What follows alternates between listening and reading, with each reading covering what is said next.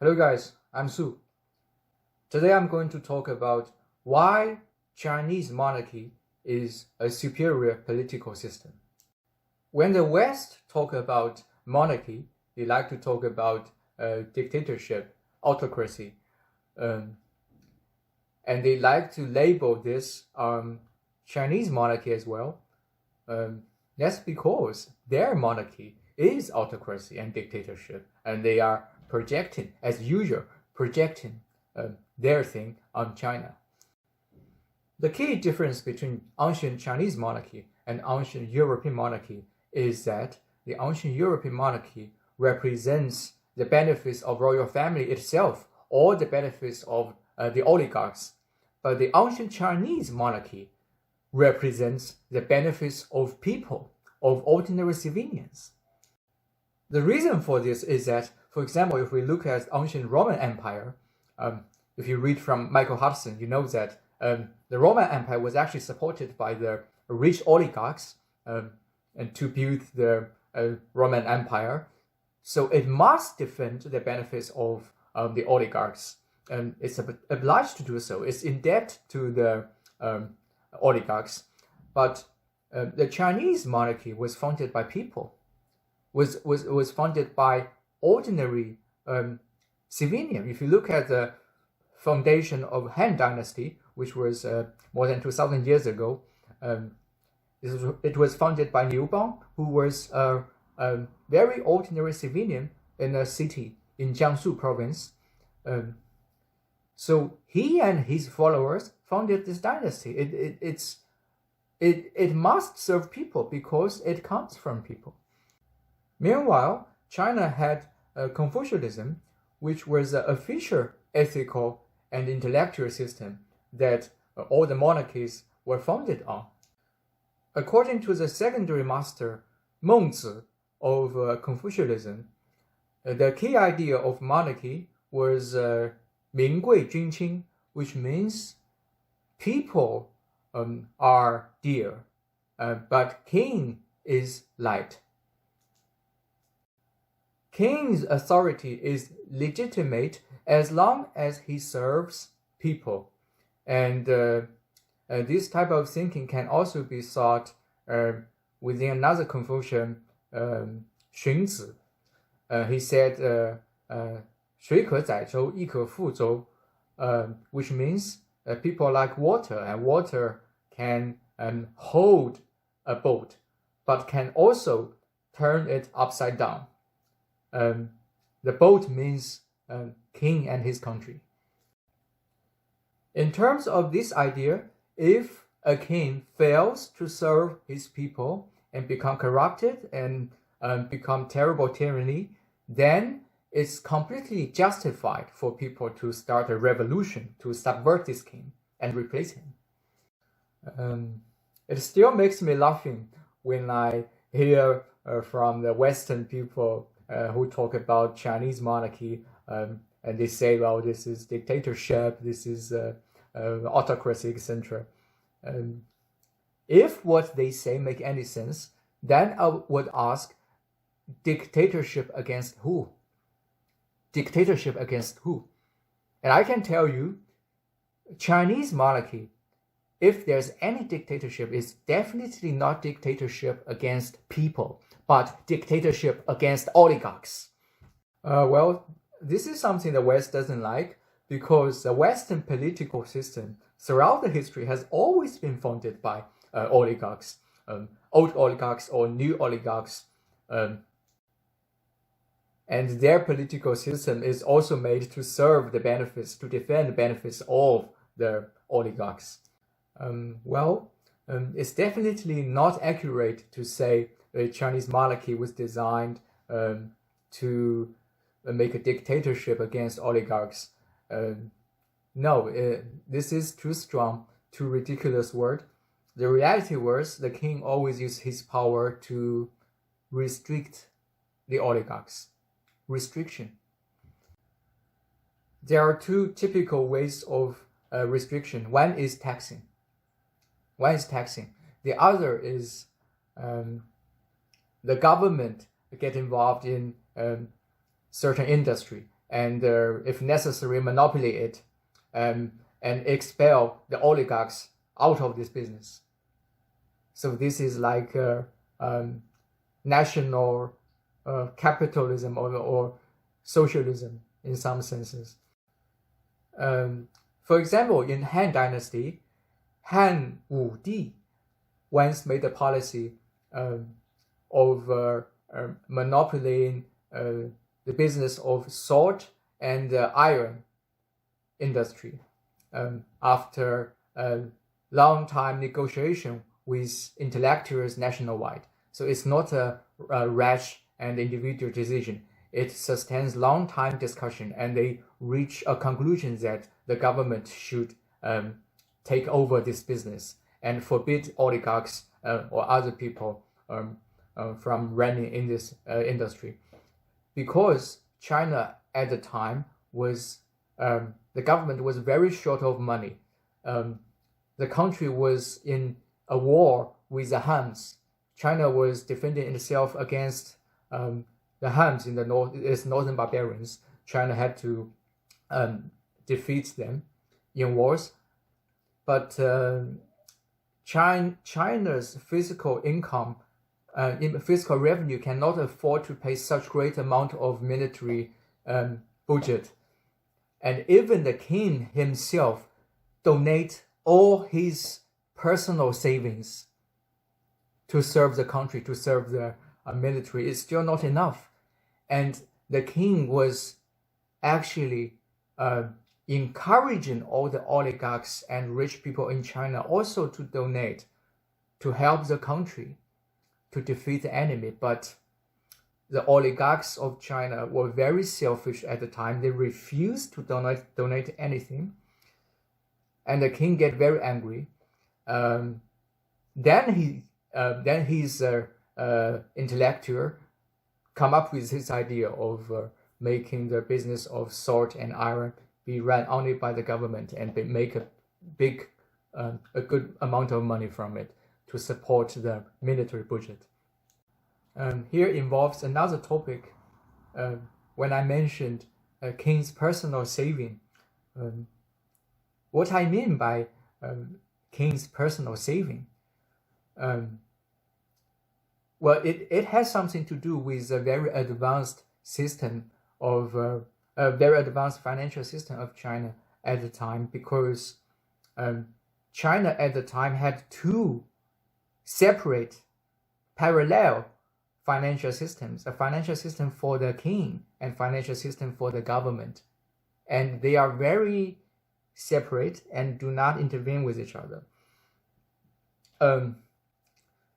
The king's financial income was the income only from the forest, sea, and river, lake, these kind of things, because this kind of lands in law belongs to the king.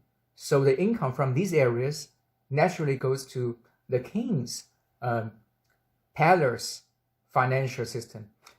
And they have a person who's in charge of it, which is called Shaofu.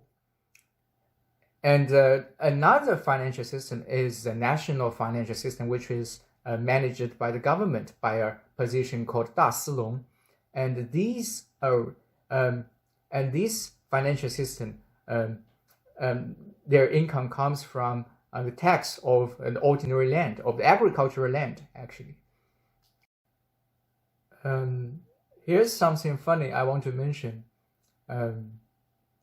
Originally, the forests that belonged to the king was not open to public, but the public liked to enter the forests anyway, because there are many things in the forests. You can hunt, you can cut trees, you can dig up minerals, you can do many things. You can benefit a lot from forests, actually. It was initially illegal, but time after time, the government found it very hard to prevent people from entering the forests.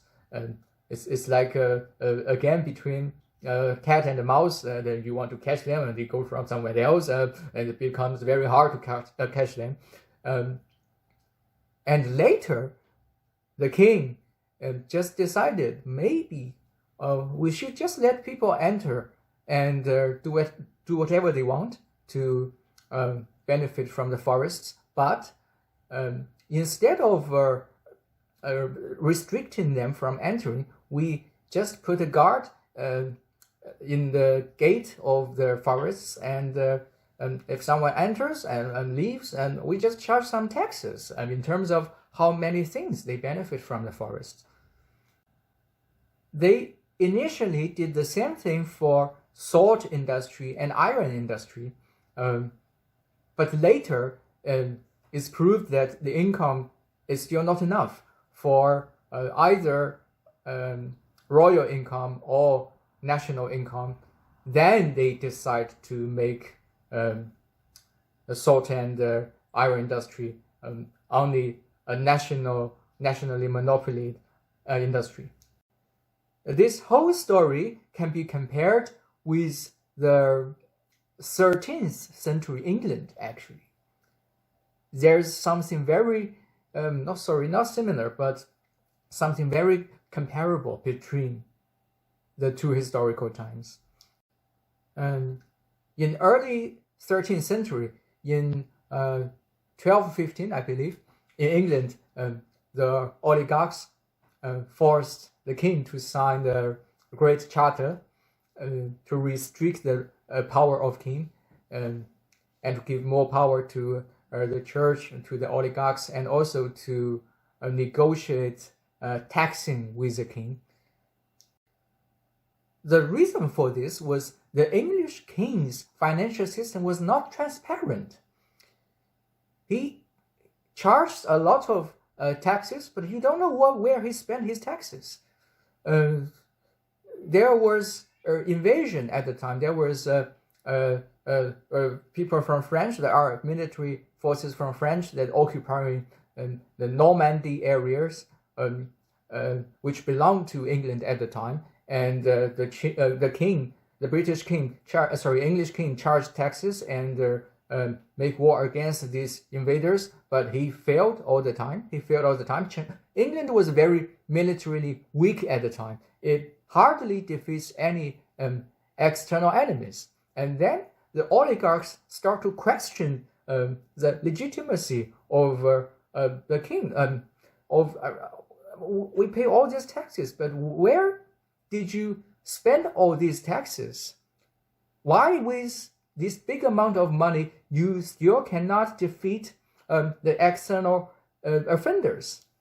But this problem didn't exist in Han Dynasty of China at the time, because China made a very clear distinction between the royal finance and the national governmental finance. And China successfully defeated the Huns, the northern barbarians at the time, by spending their national finance income, financial revenue, and even the king donate his personal income to the war. It also has to be noted that the founding king of Han Dynasty was very humble and frugal at the time. He had less than 10 servants in total in the palace at the time, and even the queen dressed very humble clothes. She doesn't have luxury clothes. She dressed very humble clothes because the king doesn't want to waste money. And in comparison, slaves in Han Dynasty in China wear very beautiful clothes. I mentioned before in my previous videos that the biggest dream of Chinese girls was to become slaves, because then they can wear very beautiful clothes and get good income and just walk on the street by the cart horse and in a very splendid showing off way, actually.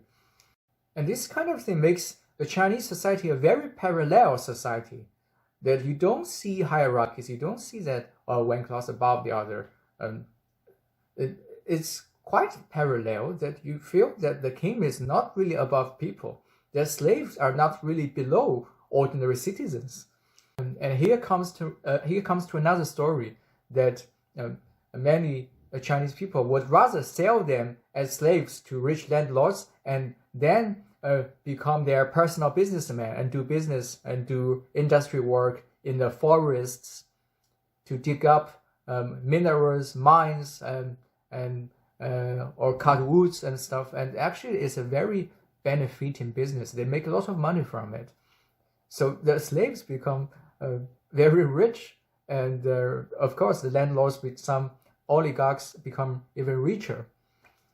But the king of China at the time definitely didn't like that the oligarchs are getting richer and richer, and the ordinary people, they don't get so rich, and the gap between poor and rich is becoming larger. So the king decided to incur assets tax, very heavy assets tax on rich people, on oligarchs, and spend this tax on public welfare.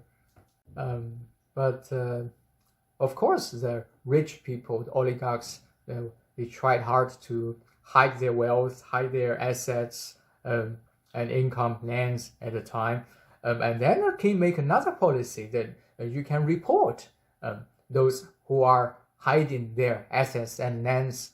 And if it's found out true, these rich landlords will be charged very high fines, and some of this money goes to the reporter, to the person who report them.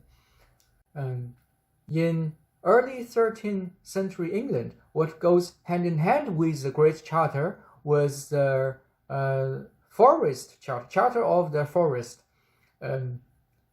It kind of forces the English king to open his forests, to let the public enter and do fishing and agricultural activities, etc. And here you can see the logic. The English king failed his responsibility to defend the country, and then oligarchs at the time forced him to give up some of his so-called royal rights, forced him to open the forest, forced him to reduce the taxes, forced him to give up some other rights. But in China, the king was a very straight, clean man. It's rather the oligarchy who were corrupted. And then it is king's job to take more taxes and penalty fines from these corrupted oligarchs, and then to redistribute this wealth to the public domain. Chinese king understands the art of the balance between capitalism and socialism, and the balance between national capitals and social capitals. He understands very well that commercial activities made by social capitals can boost the economy. But at certain points, it must be restricted to prevent the gap of rich and poor become so huge and eventually jeopardize the security of the country and the welfare of ordinary people. If there were capitalism or socialism at all in Chinese history, then there would have already been hundreds or even thousands of different types of socialism and capitalism. And in the West, you have only very few types. You have Marx-Leninism socialism, you have democratic socialism, you have financial capitalism, you have industrial capitalism. It's a very limited number of, you also have fascism, I forgot, sorry. But anyway, it's a very limited number of social types. The separation between the royal finance and the national finance is a very important thing. It's a very big thing. It's not a small thing. Because of this thing, China didn't need democracy. One important reason of why you need a liberal democracy and a constitutional monarchy in the West in modern time is that you don't have a transparent royal expenditure. All political, economical policies at the time of China were made by the intellectuals together, along with the king, depending on the situations, depending on the social situations at the time, and in order to improve the economy, to make the Chinese economy a healthier one. And all these different policies, if you count them all together, is what I call thousands of different types of socialism or capitalism, whatever you like to call them. It doesn't matter for Chinese. It only matters for the West. There's no strict ideological principles at all for Chinese history, for Chinese politics in the ancient times. It's not like that, or you have to be a liberal democracy, you have to be a socialist, you have to be capitalist country, or whatever. It doesn't make any sense for Chinese, because all these things are just different methods to achieve the goal. And all these methods do not matter. And it depends on the situations the country was facing at the time. And the goal is to serve, to achieve justice and fairness of Chinese people. And if there's any principle, the principle is the Chinese king must represent justice, and benefits of people, of Chinese people. But this is the only principle that cannot be challenged. And by the way, China doesn't like to change its policies all the time. Once a policy is made, it always lasts for many years, like decades of years, or even more than 100 years without changes. And then there's some new situation, new incidents comes, then the government finds it necessary to adjust to the social reality. And the reason why the old policies can stay for very long time was that it was because it was carefully designed. It was very carefully designed. It's not a rash decision. It bears all the top intellectual strength of China at the time. And as I mentioned, China had a nationwide national exam system that makes sure that all the smart people in China go to the government to represent benefits of people and represent the intelligence of ruling a country. So a policy made by these intellectuals naturally work very well for a long time. In both Tang and Song dynasty, China was very rich, was the richest in the world, and people are very rich. In Song dynasty, China alone represents 90% of GDP in our planet. And the most of this GDP are from people. Most wealth are within the hands of people. And the Chinese royal family was relatively poor at the time.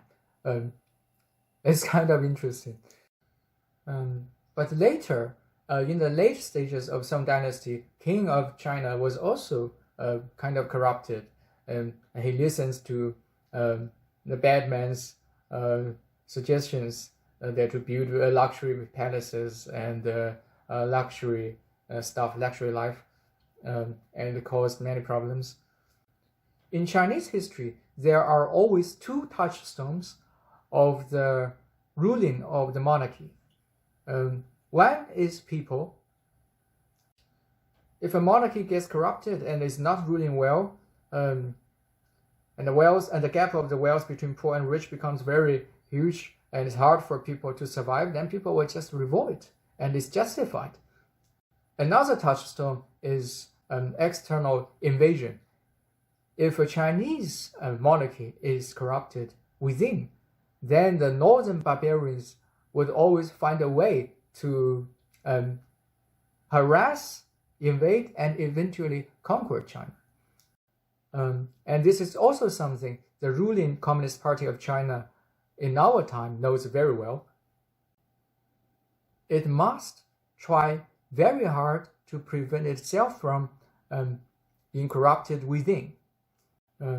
Actually, America has been trying very hard to corrupt the financial sections of China for decades of years. It's been successful in some cases, but it also caused alarms to the central government, to the Communist Party of China. And now they are taking it very seriously and dealing with it, and to make sure that this kind of financial control, financial penetration will not take place in the future. Now let me recap to the topic: why is Chinese monarchy a superior political system? Because this system represents people's demand to negotiate tax with the oligarchs, with the wealthy people. In modern Europe, you can also, in certain sense, say that you build a system that represents the middle class's demand to negotiate taxes with the country. But this system is highly flawed and is highly problematic. And you have a super rich class that is actually above this system. And you have financial oligarchs that are controlling and manipulating your politics. To be more specific, take Germany for example. Germany nowadays, its politics is completely controlled by the oligarchs in America, and they don't have any sovereignty at all. It's I don't know what it is actually. It's not a sovereign nation actually. Okay guys, I stopped the topic for today. Thank you very much for watching and see you next time. Bye.